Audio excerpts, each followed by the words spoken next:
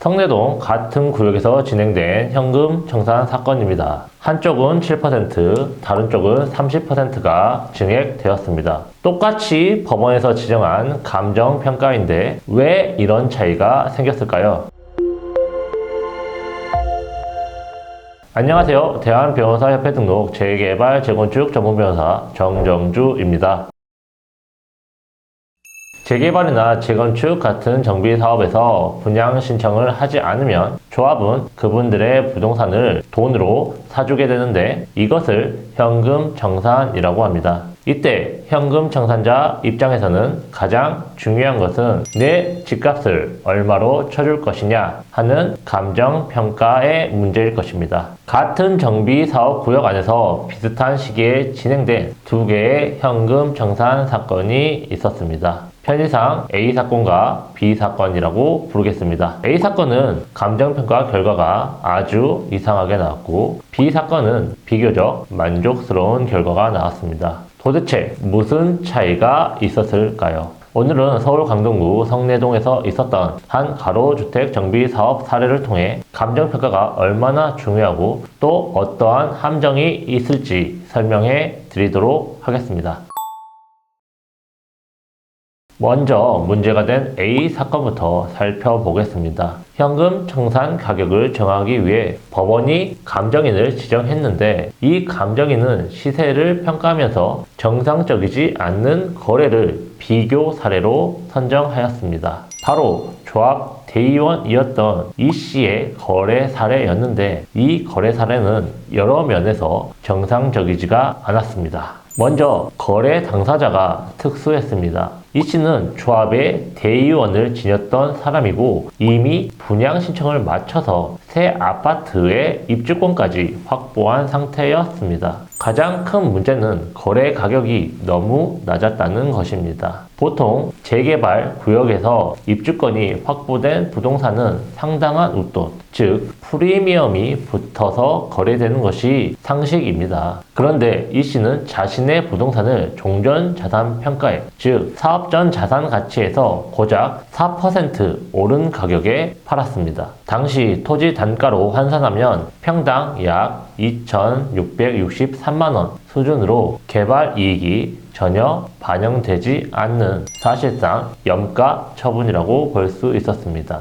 감정평가의 일반적인 원칙은 정상적인 거래를 기준으로 삼아야 한다는 것입니다. 이는 감정평가 규칙에서 분명히 명시하고 있는데 특수한 사정이나 개별적인 동기가 개입되지 않는 정상적인 거래 사례를 참고해야 한다고 하고 있습니다. 즉, 투기나 비정상적인 거래를 배제하는 것이 원칙인데 이 사안에서는 그것이 지켜지지 않았다고 볼 수 있습니다. 이러한 거래는 두 가지의 경우를 의심해 볼 수 있습니다. 첫째, 조합이 현금 청산 소송을 앞두고 일부러 낮은 가격의 거래를 만들어 시세가 이것밖에 안 된다고 주장하려 했을 가능성이 있습니다. 둘째, 매도인에게 급박한 사정이 생겨 어쩔 수 없이 급매로 처분했을 가능성이 있습니다. 어느 쪽이든 자유로운 시장에서 형성된 정상적인 가격이라고 보기는 어렵습니다. 결국 이 비정상적인 거래 사례를 기준으로 한 A 감정인의 평가의 결과 현금 청산자들의 부동산 가치는 기존 종전자산 평가액에서 고작 7% 정도 오르는 데 그쳤습니다.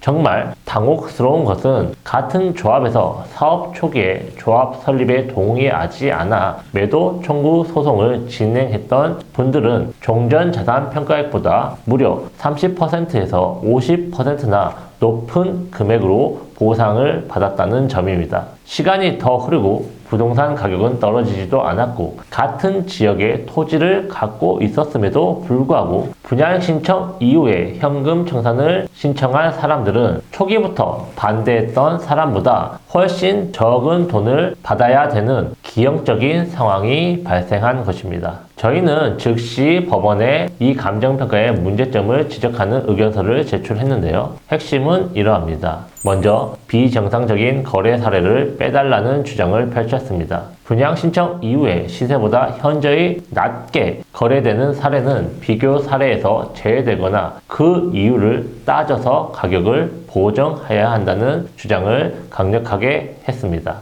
그 다음 개발 이익을 제대로 반영했는지 검증할 기준을 제시했습니다. 사업 구역 밖의 정상적인 부동산 가격이 얼마나 올랐는지 비교해서 개발 이익이 제대로 반영이 되었는지 객관적으로 검증하는 방법을 구체적으로 제안했습니다. 현재 A사건은 저희가 제시한 B사건의 성공적인 감정 결과를 근거로 감정 내용을 보완해달라고 신청한 상태이며 만약 받아들여지지 않으면 재감정까지도 진행할 예정입니다.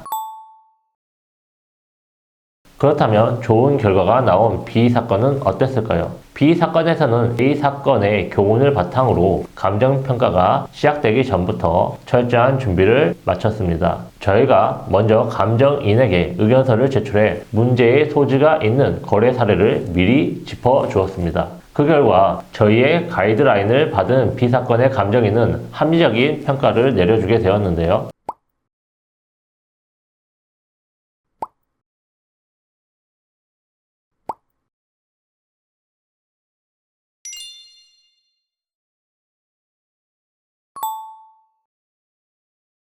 사실 대부분의 감정평가는 공정하게 이루어집니다. 그래서 변호사 없이 소송을 진행해도 꽤 괜찮은 결과를 얻을 수도 있습니다. 하지만 A사건처럼 감정인이 특정 거래 사례에 매몰되어 전체적인 균형을 잃고 잘못된 결과를 내놓을 경우가 간혹 있습니다. 바로 이 지점에서 저희 같은 재개발 전문 변호사들이 가진 정비사업과 감정평가에 대한 경험이 제 역할을 하게 됩니다. 이렇게 생각하시면 편할 것 같은데 재개발, 재건축 전문 변호사는 일종의 보험과 같습니다.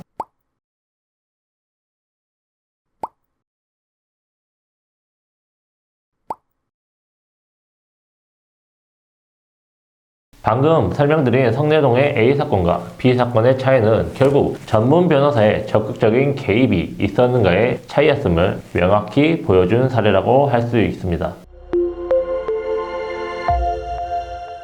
재개발, 재건축 과정에서 가장 강조드리고 싶은 점은 일단 잘못된 감정 결과가 나온 뒤에 전문가의 도움 없이는 그 결과를 뒤집기가 정말 어렵다는 것입니다. 때문에 혹시 현금 청산 소송을 앞두고 계신다면 법원에서 알아서 잘 해주겠지 하고 기다리는 것보다는 감정평가 과정에 적극적으로 관심을 가지시고 만약 조금이라도 의심스러운 점이 있다면 전문가의 장문을 받아 여러분의 소중한 재산에 대한 정당한 평가를 받으시길 바라겠습니다. 올바르고 치밀하게 지금까지 재개발, 재건축 전문 변호사 정정주였습니다.